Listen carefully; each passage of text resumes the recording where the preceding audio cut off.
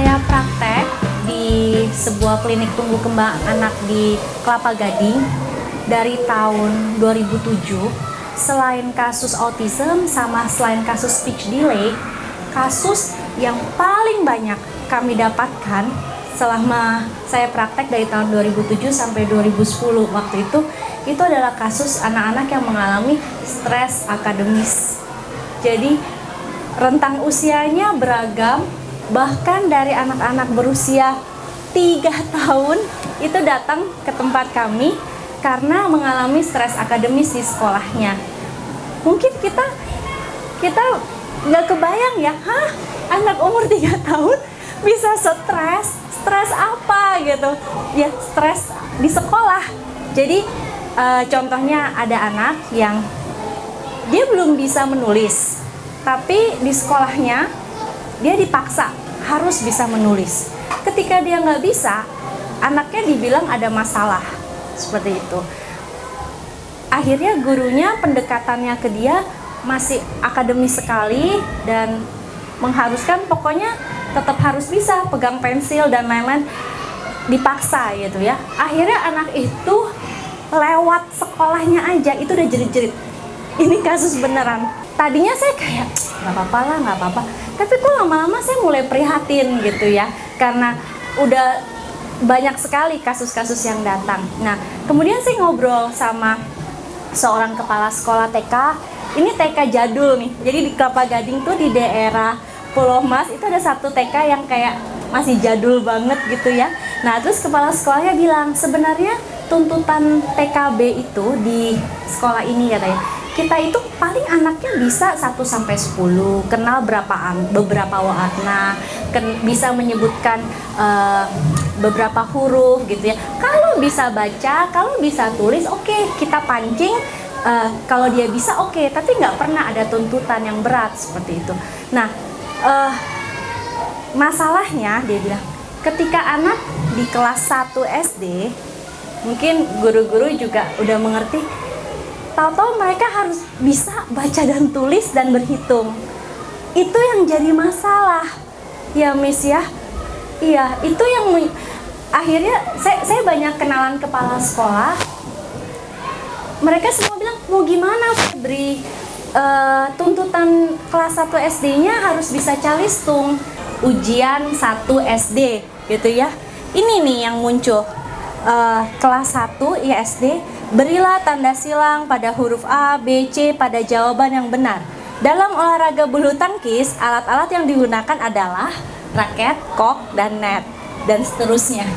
Nah, saya liatin ke adik saya itu kelahiran tahun 86, jadi dia sekarang 30 gitu kayak. Dia bilang, astaga, ini kelas 1 SD. Dia bilang, iya. Saya bilang, perasaan ya, saya bilang, dulu kelas 1 SD tuh saya baru belajar huruf, saya baru belajar angka ya, saya mulai belajar hitung-hitung sedikit gitu ya.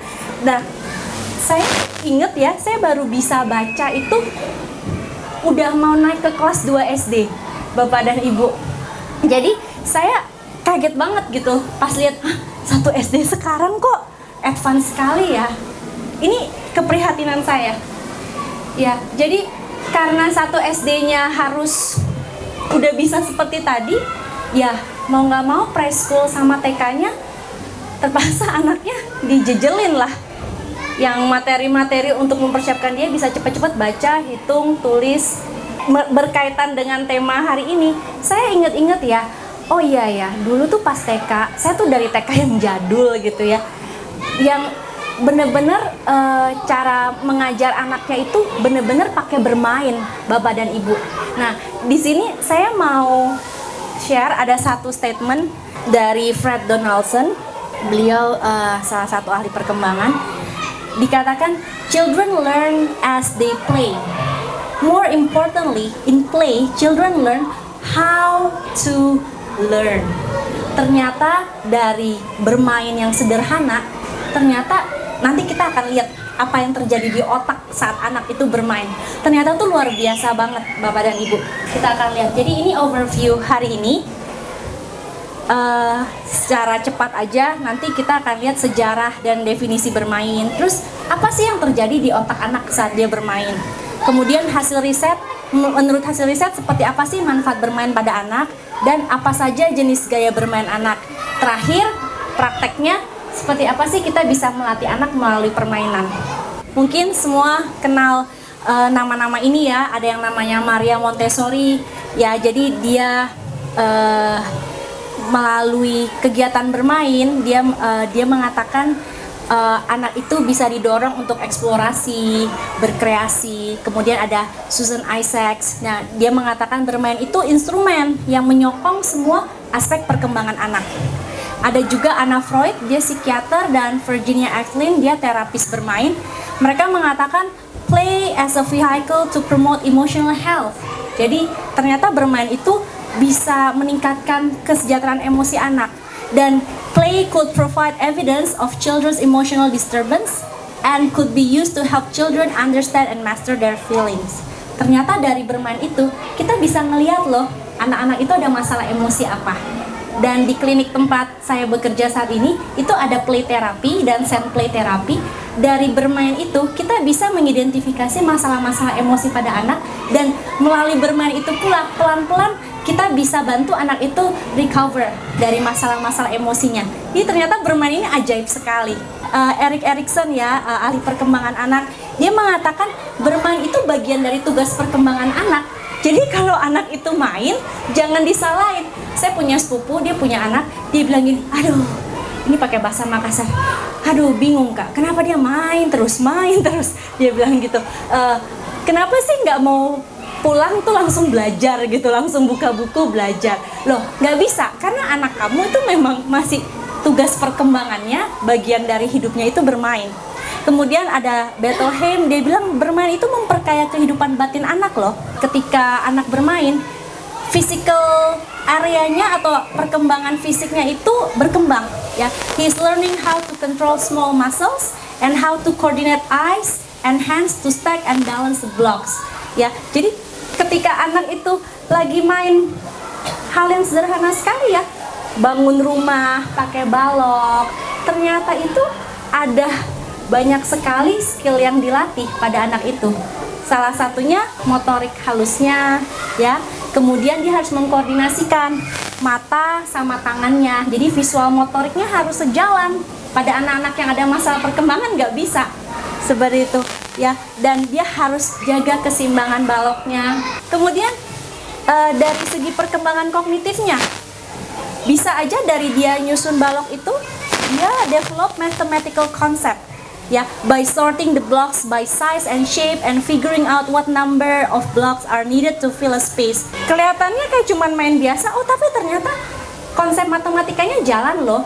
Kemudian konsep tentang identifikasi bentuk, mungkin juga warna, kemudian dia harus cocokin, penalarannya juga jalan. Jadi ini kognitifnya berkembang melalui bermain. Imagination, creativity, and problem-solving skills. Dengan using his imagination, he figures out how to make it and how to fix it when construction doesn't go. Ini yang jarang dilatih di sekolah-sekolah yang pendekatannya terlalu akademis, terlalu paper and pencil.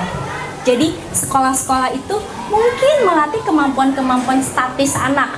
1 tambah 1 sama dengan 2. Tapi kalau untuk hal-hal yang problem solving, yang perlu kreativitas, imagination, kurang. Itu biasa lebih di cover dengan kegiatan-kegiatan bermain. Ini juga social and emotional development. His self-directed activity will help him enjoy learning and experience success, all of which build confidence, satisfaction, and the motivation to learn. Jadi saat mereka bermain kan anak itu memilih sendiri ya, bermainnya mau yang mana, mau yang gimana, seperti apa. Ada juga tentu saja permainan-permainan yang diarahkan oleh guru. Tapi mostly dalam bermain, anak itu akhirnya jadi lebih mengenal dirinya, lebih tahu apa yang dia suka. Kemudian dia juga belajar interaksi sama orang, dia belajar regulate emosinya. Ini mungkin thumbnailnya ya. Kenapa sih main itu penting?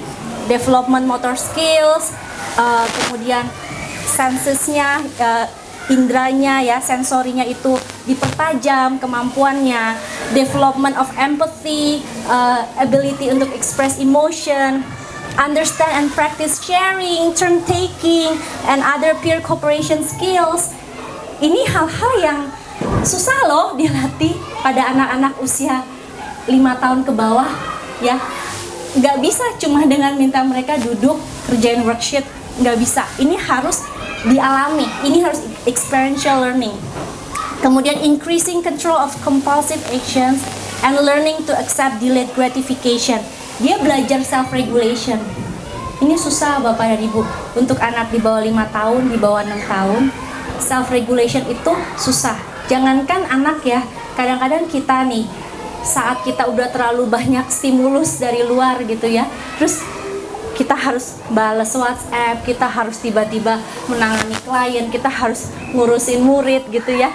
Mungkin guru-guru bisa relate banget di tengah hiruk pikuk kelas yang miss atau kalau di Acacia House manggilnya nama gitu ya, udah riwah gitu, tapi gurunya harus tetap self regulate untuk ngajar ya. Itu saya kagum banget sama guru, karena kalau saya periksa anak kan saya one on one ya, jadi ya udah dia aja gitu. Tapi saya nggak kebayang ya kalau guru tuh 18 anak semuanya kayak mau minta perhatian, tapi gurunya bisa tetap tenang, tetap bisa storytelling. Itu self regulation. Nah, pada anak itu nggak langsung berkembang.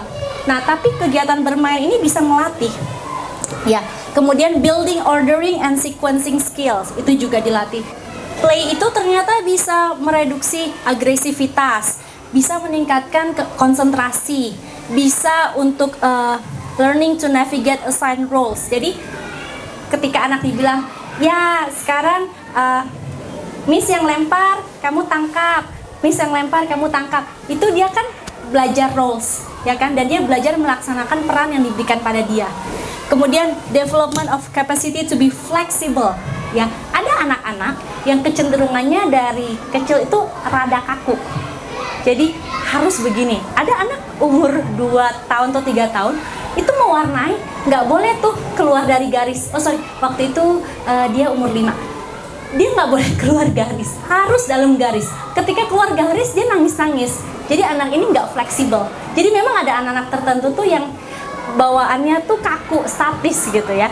Nah, bermain itu bisa ajar mereka itu lebih fleksibel. Kemudian expansion of imagination, creativity, curiosity.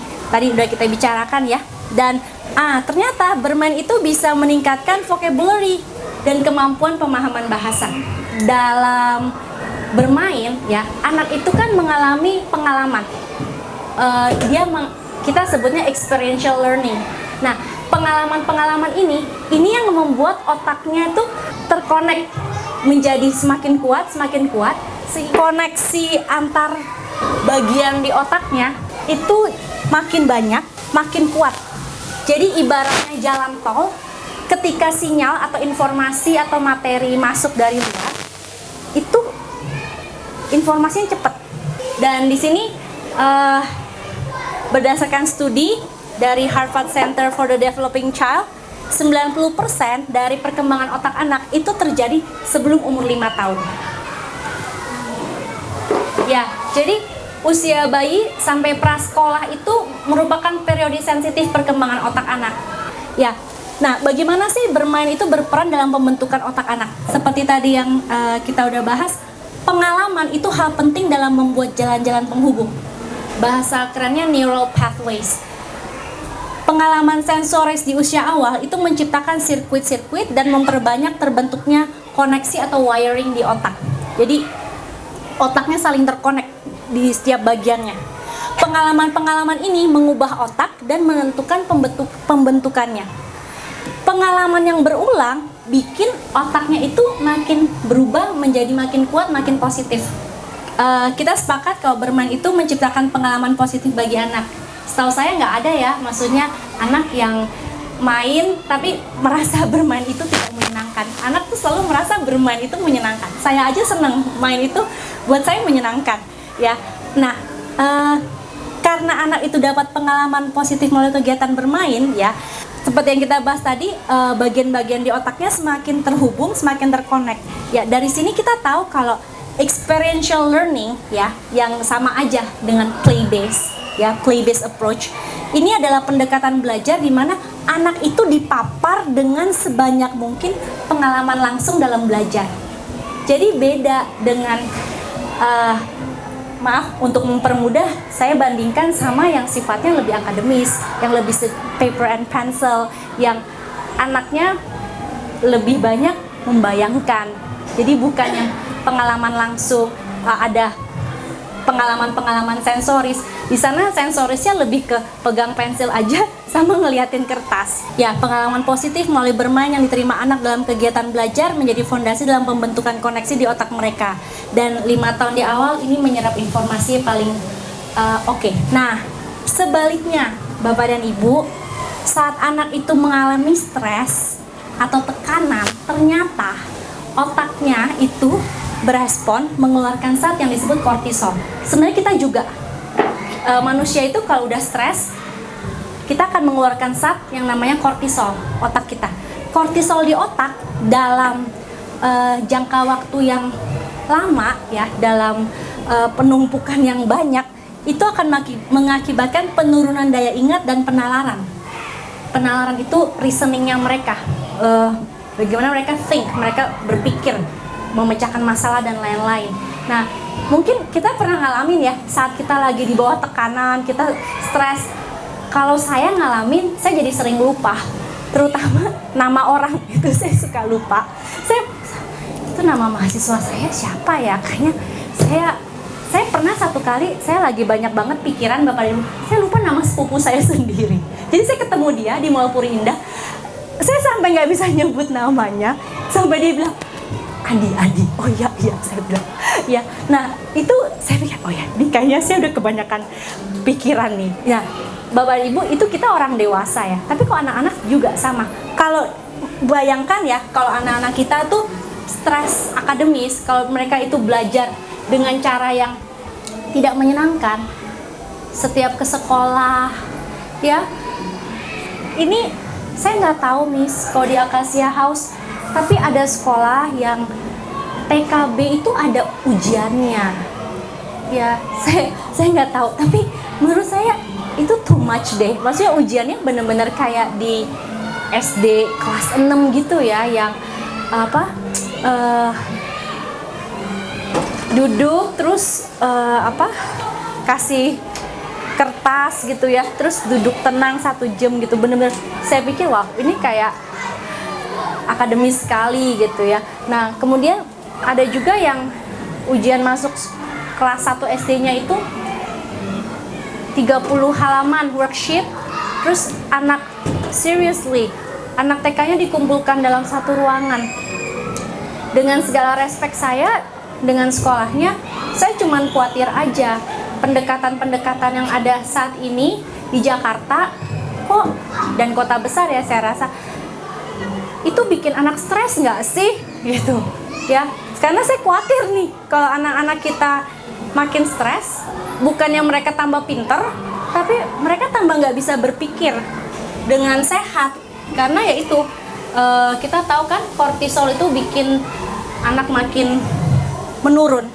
Kita bisa lihat ya, anak itu belajar paling efektif dalam situasi yang tidak menekan, yang tidak stressful, unhurried ya, relax. Anak nggak takut di label negatif saat salah ya. Anak nggak dipaksa untuk berprestasi, tapi mereka memang termotivasi dari dalam dirinya sendiri pengen achieve something seperti itu. Dan riset membuktikan bahwa anak yang punya hubungan yang secure dengan caregiver-nya, ini termasuk juga dengan gurunya, itu memiliki kadar kortisol yang lebih rendah dibanding anak yang tidak secure sama orang tuanya. Ya, lingkungan itu ternyata ikut mempengaruhi optimal atau tidaknya pembentukan koneksi di otak anak. Jadi kalau anak-anak yang mungkin sedang mengalami perang atau anak-anak yang dari keluarga yang kurang mampu, otaknya itu kurang terstimulasi dengan pengalaman-pengalaman yang menyenangkan, melalui pengalaman-pengalaman yang membuat dia bisa belajar. Bandingkan sama anak-anak yang di lingkungan yang lebih kondusif, yang lebih beruntung gitu ya, dia terus dipapar dengan pengalaman-pengalaman menyenangkan dalam hal belajar. Ya, jadi saya bisa kasih sumbernya. Riset-riset yang ada saat ini terus membuktikan bahwa mengajar anak melalui pendekatan bermain itu bukan hanya gini. Orang tua itu sering gini ya, orang tua itu sering mikirnya jangka pendek. Jangka pendek itu maksudnya gini, kalau di TK-nya main-main terus, nanti SD-nya gimana? Bisa nggak ngikutin? Nanti SMP-nya gimana? Nah, biasanya saya reply-nya gini, nanti dia mau kuliah di mana sih? Nanti ibu mau dia tuh besarnya seperti apa sih? Gitu.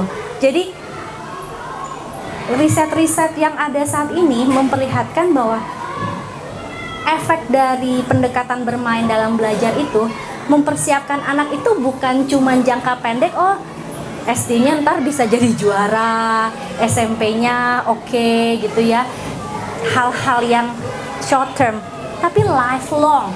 Karena kalau kita lihat tadi, kemampuan problem solving, kreatif, itu sesuatu yang untuk seumur hidup loh. Sekarang apa gunanya ya anak bisa matematika pinter banget, tapi dia untuk memecahkan masalah sederhana aja nggak bisa. Oh, ada banyak yang seperti itu ya. Banyak murid-murid yang pinter banget, let's say ulangannya dapat bagus terus, tapi kreatifnya itu kurang sekali, problem solvingnya kurang, emotional regulationnya kurang. Makanya Daniel Goleman kasih contoh kan di bukunya tentang emotional intelligence, ada satu contoh anak SMA yang sampai dia mencoba membunuh gurunya karena nggak dapet A, karena dia kepengen masuk universitas yang bagus, karena secara IQ-nya dia cerdas, tapi emotional intelligence-nya kurang banget, dia nggak bisa meregulasi emosinya. Nah, apakah kita mau anak-anak kita tercetak secara akademis pinter, brilian, tapi problem solving, emotional regulation, semuanya kurang ya? Kita nggak mau kan? Kemampuan memecahkan masalah, berpikir kreatif, mandiri, ini adalah hal-hal yang diperlukan untuk seseorang unggul. Ini beberapa hasil riset bagaimana play-based learning, bagaimana bermain dengan belajar itu terbukti meningkatkan achievement anak. Di sini physical activity, self-regulation, and early academic achievement in preschool children. Active play itu ternyata berkorelasi positif dengan self-regulation dan academic achievement di pre-kindergarten ya, di contoh riset ini. Kemudian yang ini, kindergarten children demonstrating numeracy concepts through drawings and explanation, intentional teaching within play-based learning. Jadi sekali lagi, dengan pendekatan belajar, siapa bilang anaknya jadi nggak bisa akademis ya? Oke kok ya, numeracy konsepnya dia oke, seperti itu. Kemudian ini adalah salah satu studi yang mind blowing banget. Jadi ini saya harap sih guru-guru bisa tahu studi ini. Jadi ini salah satu studi yang terkenal banget. Namanya Perry Preschool Study. Dalam studi ini ada 123 anak diteliti, dari mereka usia 3 dan 4 diikutin sampai mereka usia 40 tahun gitu. Jadi mereka secara random, ada yang dikasih program preschool dengan play base, dan ada yang tidak mengikuti program preschool yang play base, seperti itu. Saat berusia 40 tahun, ternyata ya, the study found that adults at age 40 who underwent the preschool program had higher earnings, committed fewer crimes, were more likely to hold a job, and were more likely to have graduated from high school than adults who did not have a preschool education. Jadi di sini dilihat efek pendekatan bermain pada sampel yang diikutin sampai dia umur 40, itu ternyata luar biasa efeknya. Kalau yang ini unoccupied, ini bener-bener anaknya kayak masih asik sendiri aja, dan dia kayak belum mau bermain gitu loh. Sedangkan kalau solitary play, ini biasanya umur 0-3 tahun, dia main sendiri, interaksinya terbatas, dan dia memang lebih banyak explore, mengenal benda-benda baru, dan anaknya exciting. Jadi memang permainannya lebih banyak sensoris ya, yang solitary play ini. Nah, kemudian tahap spectator atau onlooker play ini kadang-kadang umurnya variasi sih, sampai umur 3 tahunan juga ya, tapi dari bayi juga bisa. Jadi mereka ngelihat aja temennya main, mereka belum ikutan main. Yang ini ya, dia udah sebelahan gitu ya, tapi mainnya masih sendiri-sendiri, terus dia jarang berbagi mainan sama temennya. Ini parallel play. Kemudian yang ini associative play, dia udah mulai bisa sharing dikit-dikit, tapi tema mainnya itu masih sendiri-sendiri. Associative play ini biasa umur 3-4 tahun, tapi dia mulai engage personal contact sama teman ya, tapi mereka masih mikirin kepentingannya sendiri-sendiri, belum mau sharing, belum mau berbagi rules. Nah, yang paling tinggi ya, itu kalau cooperative play. Ini yang paling advance, jenis bermain pada anak. Dia udah kerjasama, dia udah sharing tema, ada aturannya. Bisa dilihat kalau misalnya pretend play, mereka bisa main boneka bareng, atau bisa main mobil-mobilan atau kereta bareng, temanya tuh sama, jadi bukan yang satu tema sendiri, satu tema yang lain gitu. Terus atau kalau misalnya permainan kelompok gini, mereka udah ikut aturan. Seperti apa sih peran orang tua ya dalam melatih anak melalui bermain? Yang pertama, orang tua itu bisa menyediakan tempat dan peralatan bermain yang kondusif. Kalau bisa ada satu ruangan gitu ya, yang bisa dimodif, di situ ada banyak mainan-mainan yang bisa menstimulasi perkembangan otaknya. Jadi memang ruangan ini anaknya tahu nih, ruangannya ini bisa untuk dia bermain dan belajar seperti itu. Itu yang pertama. Kemudian orang tua bisa selektif pilih jenis permainan. Saya nggak anti anak dikasih gadget ya, tapi kalaupun dikasih, saya lebih seneng permainannya itu yang bisa ada interaksi sama orang lain, dan bukan yang anaknya manteng sendiri lama gitu. Dan yang kedua, saya against kalau jenis permainannya itu yang dia ngeklik langsung berubah, Misalnya dia bosen nih, YouTube gitu ya misalnya ya. Nah, saya nggak suka tuh kalau anak kecil dikasih YouTube, terus dia ngeklik langsung YouTube-nya ganti ke film yang lain atau video yang lain gitu. Saya nggak suka. Kenapa? Anaknya nggak belajar sabar, anaknya nggak belajar self-regulate. Dan walaupun saya belum sempat browse risetnya, tapi dari beberapa kasus ya yang ke klinik, makin banyak anak-anak itu yang susah fokus, susah sabar, gampang cranky karena riwayatnya dari kecil gadget. Ya, logikanya aja ya. Dia nggak suka, dia bosan, klik ganti. Kapan sabarnya? Kapan belajar nunggunya? Seperti itu. Sedangkan kalau misalnya main di playground, dia mau main luncuran, sabar kan, nunggu temennya dulu. Ya, nggak bisa dorong, nggak bisa apa gitu. Tapi dengan gadget,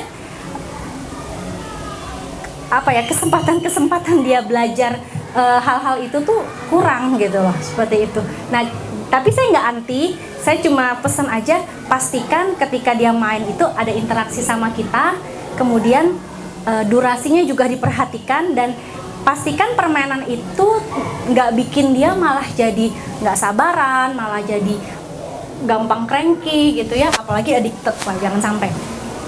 Susah ya, mendingan jangan dikenalin sekalian dulu ya.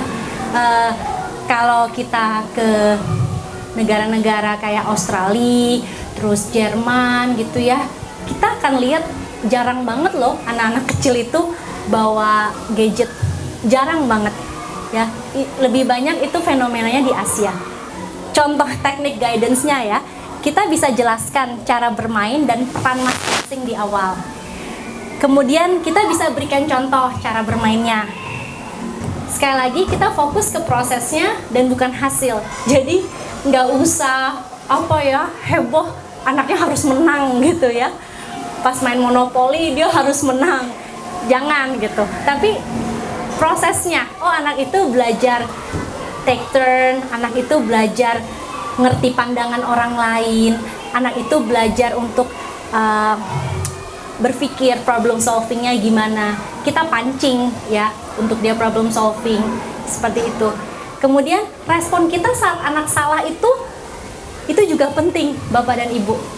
Jangan jangan mempermalukan dia atau bikin dia merasa bodoh saat bermain itu. Dia misalnya salah gitu ya, salah langkah, salah ambil dadunya atau apa, itu kita jangan langsung mengkoreksi gitu loh, seperti itu. Nanti saya kasih contoh, ada contoh kemarin ada Miss di Acacia House, saya seneng banget pas anaknya salah, dia responnya, saya suka sih respon, nanti saya liatin contohnya. Kembali ke tuntutan sekolah yang berat, ya. Saat ini kita nggak dapat menghindari tuntutan kurikulum yang berat, namun kita dapat memikirkan cara yang lebih child friendly dalam mengajar anak, yaitu melalui pendekatan bermain. Tapi mungkin nggak sih di tengah perkumpulan sekolah ya dengan kurikulum yang berat, apakah mungkin kita deliver materi yang berat ke anak-anak kita di preschool? Saya rasa mungkin aja sih. Miss-nya lagi ngajarin sesuatu yang menurut saya akademis gitu ya. Maksudnya susah gitu konsepnya. Tapi kok anak-anak ini excited banget belajarnya ya. Ini saya minta izin direkam dan untuk di-share di sini.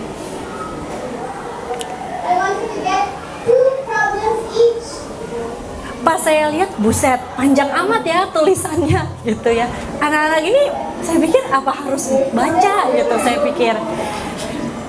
Nah, terus diambil kan, dibikin games. Ini sama, subtraction juga. Malah dari word problems dijadiin subtraction. Word problems tentang subtraction, sorry. Dibikin game sama gurunya.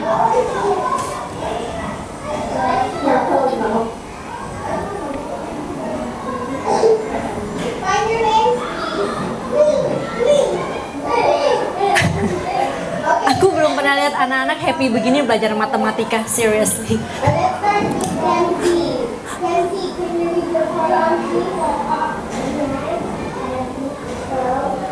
Ini dia baca, tapi pelan-pelan banget. Ya, saya bisa lihat dia belum lancar, tentu saja.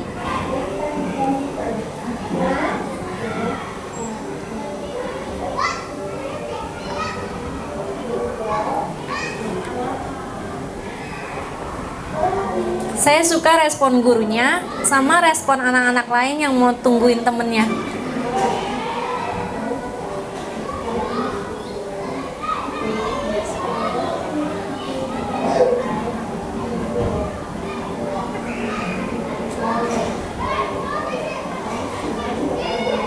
Dia udah selesai baca.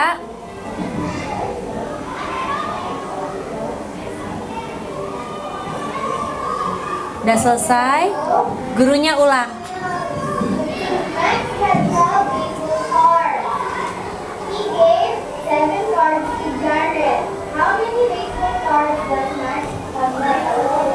Itu hal yang simple banget, tapi menurut saya ya, let me explain, saya analisa saya.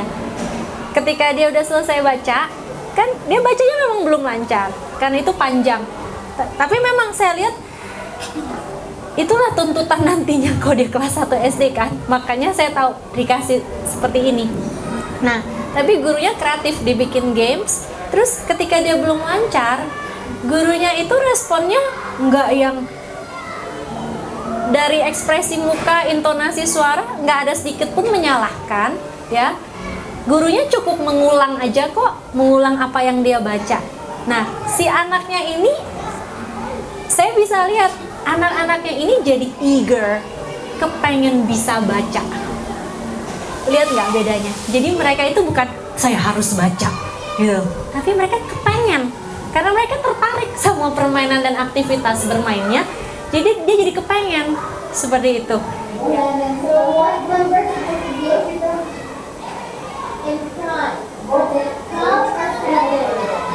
Nah, dia bisa menerjemahkan word problems-nya jadi angka seperti ini. Ya, jadi ini nggak gampang loh buat anak TKB, nggak gampang.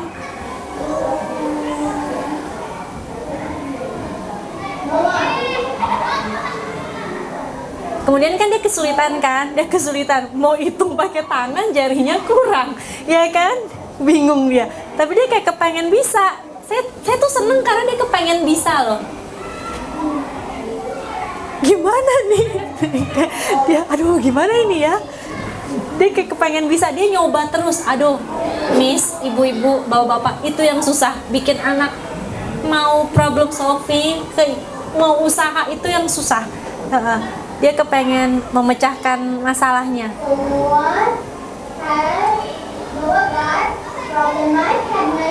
Nah, gurunya nggak langsung bantu, tapi dibiarin mikir dulu kan.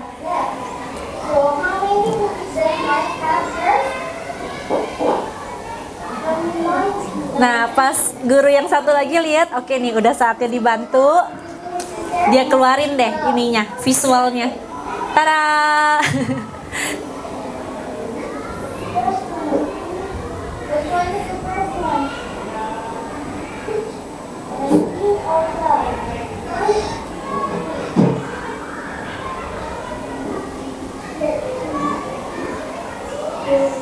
Nah, dia kepengen menyelesaikan soal itu.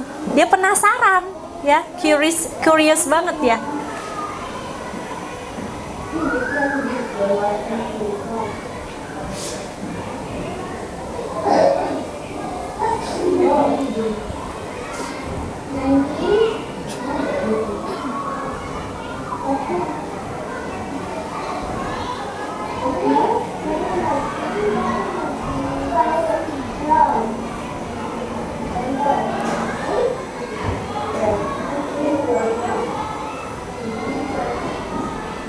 Itu susah loh, 19 kurang berapa tuh, 12 ya. Itu susah. Ya, dia bisa. Ya, mereka bisa. Semuanya mereka bisa. Itu yang apa ya, yang jujur saya jarang ketemu bagaimana mengajarkan konsep-konsep yang sulit yang nantinya mereka memang akan hadapi di kelas 1, tapi dengan pendekatan play based. Jadi memang itu dibutuhkan sekolah dan guru yang kreatif yang mau melatih anak-anak ini seperti itu. Ini saya udah tiba di akhir presentasi saya. Jadi ini key message yang kita bisa bawa pulang hari ini. Ternyata anak itu belajar paling efektif melalui kegiatan bermain, bukan dalam situasi yang penuh tekanan dan stres. Yang kedua, kemampuan yang dibangun dari play based learning itu memiliki dampak jangka panjang. Jadi kita nggak ngomongin oh nanti cuman SD, cuman SMP ntar gimana. No, kita ngomongin tuh lifelong learning, problem solving, creative thinking, imagination ya. Orang tua dan guru perlu kreatif memodifikasi cara mengajar anak dengan menggunakan kegiatan bermain. Karena dengan kondisi kita saat ini yang SD kita tuntutan yang begitu tinggi, mau nggak mau kita guru dan orang tuanya kita harus kreatif, kita harus kritis, bukan dengan jejelin anak paperwork sebanyak-banyaknya sehingga kadar kortisolnya banyak banget dan dia stres pas masuk SD gitu, bahkan sebelum masuk SD. Tapi kita harus kreatif gimana dengan cara yang menyenangkan ya, kita wrap semuanya supaya nyiapin dia untuk SD nanti. Saya yakin anak-anak yang tadi ini saat nanti dikasih paperwork mereka bisa, saya yakin banget mereka bisa. Oke, demikian presentasi saya.